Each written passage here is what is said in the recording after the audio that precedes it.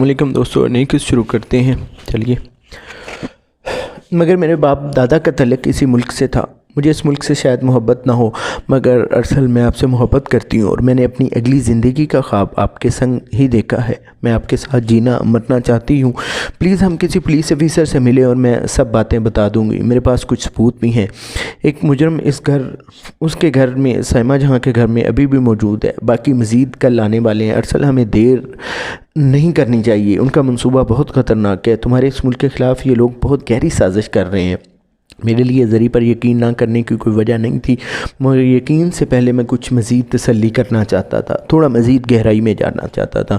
میں نے زری کو تسلی دی اور کہا، زرتاشیہ، اس ملک کی فوج اور ایجنسیاں بھی زندہ ہیں۔ مجھے یقین ہے یہ لوگ ان کی نظر میں ہوں گے۔ میرے ایک دوست کے والد پولیس میں اچھی پوسٹ پر ہیں، وہ خود بھی پولیس میں ہے۔ میں اس سے بات کرتا ہوں، مجھے امید ہے وہ یہیں آ کر تمہاری بات سنیں گے۔ میں ابھی اپنا آپ ظاہر نہیں کرنا چاہتا تھا، اس لیے میں نے گلزار کو فون کیا اور بڑے نرم لہجے میں بات کی۔ کامران بھائی، کیا حال ہے؟ گلزار بھی سمجھدار آدمی تھا، فوراً ونڈو سے ہٹ گیا۔ میری بات کے جواب میں کامران بننے میں ہی عافیت سمجھی۔ میری ہدایت پر سب لوگ موبائل وائبریشن پر رکھتے تھے، اس لیے میں نے گلزار کو آزادی سے فون کر لیا۔ حالات پوچھ کر میں نے اصل بات کی اور بولا، کامران بھائی، مجھے آپ کے والد کی ہیلپ کی ضرورت ہے۔ میری ایک رشتہ دار خاتون ہے جو ابھی میرے پاس گھر میں موجود ہیں، کچھ اہم باتوں سے واقف ہیں۔ وہ کسی اہم پولیس افیسر کو یہ باتیں بتانا چاہتی ہیں۔ پلیز تم اپنے فادر کو میرے گھر بھیج دو۔ اپنے فادر کو میری طرف سے ریکویسٹ کرنا۔ جی بہتر، میں ان کا منتظر ہوں۔ یار، یہ بات طیب کو نہ بتانا۔ اس بات کا اشارہ تھا کہ پولیس افیسر طیب کو ہی بنانا ہے۔ کال کے بعد میں نے دوبارہ زری کو متوجہ کیا۔ میرے دل میں ویسے تو لڈو پھوٹ رہے تھے، دل بہت خوش تھا۔ وطن کی محبت پر زرتاشیہ نہیں، اپنی جان بھی قربان کر سکتا تھا، مگر یہ بات میرے لیے اچھی تھی۔ زری کے بغیر زندگی کا تصور کافی مشکل تھا۔ گو وطن کی لگن محبت نے مجھے سب کچھ بھلا دیا تھا۔ 20 منٹ بعد کال بیل ہوئی۔ طیب یعنی اسفند صاحب تشریف لا چکے تھے۔ میرے خیال سے یہ فیصلہ ٹھیک ہی تھا، کیونکہ طیب عمر میں ہم سب سے بڑا تھا اور باڈی لینگویج سے ہی پولیس افیسر لگتا تھا۔ میں نے بڑے احترام سے اسفند صاحب کو ڈرائنگ روم میں بٹھایا، زری کا اپنی منگیتر اور دوست کے حوالے سے تعارف کروایا، چائے بنا کر پیش کی اور طیب سے مخاطب ہوا۔ انکل اسفند، آپ کی مہربانی، آپ نے میری ریکویسٹ پر ٹائم نکالا۔ اب زری سے ساری بات سن لیں، اور پلیز انکل کوشش کریں کہ زری کا نام اس مسئلے میں کہیں نہ آئے۔ اصل بات یہ ہے کہ تم میرے بیٹے کی طرح ہو۔ تمہارے والد بھی میرے دوست سے، اس حوالے سے زری میری بیٹی ہی کی طرح ہے۔ میری بات سن کر مجھے یہ ساری بات سن لینے دو۔ میں کوشش کروں گا کہ ہم اس مسئلے کو اچھے انداز میں حل کریں، ٹھیک ہے نا؟ جی انکل، آپ کا شکریہ۔ زری، پلیز آپ ممکنہ صورتحال بتا دو، باقی سوال انکل خود پوچھ لیں گے، اور پریشان نہیں ہونا۔ ساری بات بتاؤ، کچھ چھپانے کی کوشش نہ کرو۔ چھپاؤ گی تو کل کو معاملہ خراب ہوگا۔ میں نے بات لمبی کر کے طیب اور اسفند کا اعتماد زری پر بٹھا دیا تاکہ زری سب کچھ آسانی سے بتا دے۔ جی بیٹا، بات شروع کرو۔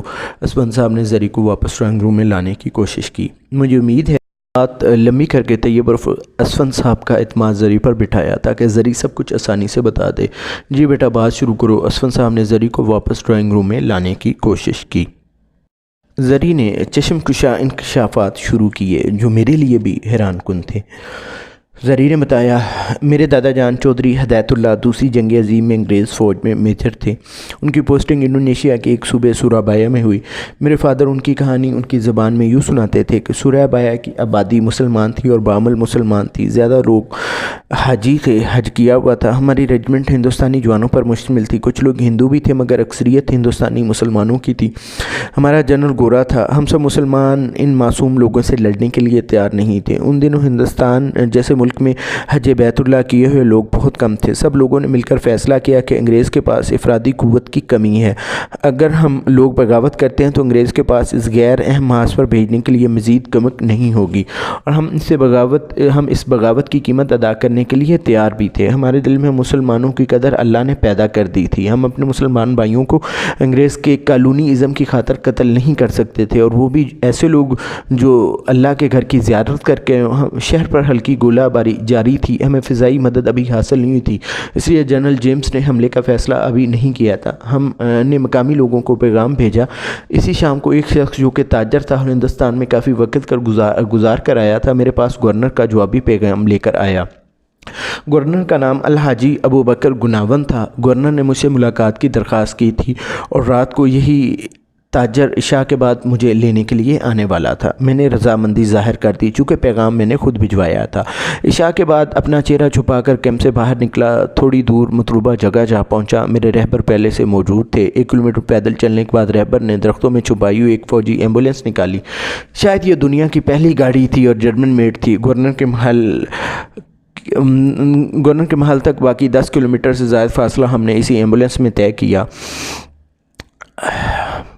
گورنر نے بڑی خوش دلی سے استقبال کیا، میرا شکریہ ادا کیا کہ میں ان کے پاس حاضر ہوا اور صلح کا پیغام بھیجا۔ کھانے کی میز پر تاجر کی ترجمانی میں بات ہوئی۔ گورنر نے مجھ سے کچھ نہیں چھپایا، سب بتا دیا۔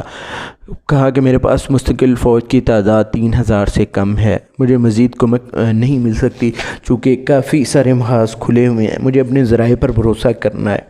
گورنر نے مجھے یقین دلایا کہ اگر مسلمان فوج تعاون کرتی ہے تو سورہ بایا کے لوگ ہمیں بھرپور عزت دیں گے اور ہم لوگوں کو کبھی اپنے فیصلے پر پریشانی نہیں ہوگی، اور تمام فوجی جوانوں کو مقامی فوج میں شامل کیا جائے گا، ان سے مکمل تعاون کیا جائے گا۔ میں نے کیمپ آ کر جوانوں سے مشورہ کیا، سب لوگوں نے انگریز کی بجائے مسلمانوں کو ساتھ دینے کا فیصلہ کیا۔ ہماری تعداد 5000 تھی۔ رات کو ہی ہم نے انگریز جنرل اور باقی گورے سینئرز کو گرفتار کر لیا، بغاوت کر دی، اسلحہ اپنے قبضے میں لے کر جوانوں کو متعین کر دیا۔ صبح گورنر حاجی گنامن نے میری درخواست پر کیمپ کا دورہ کیا۔ جوانوں نے بندوقوں کی فائرنگ سے استقبال کیا۔ گورنر نے سب لوگوں کا شکریہ ادا کیا، مجھے سورہ بایا کا آرمی چیف بنایا۔ کی واقعات آئندہ قسط میں انشاءاللہ۔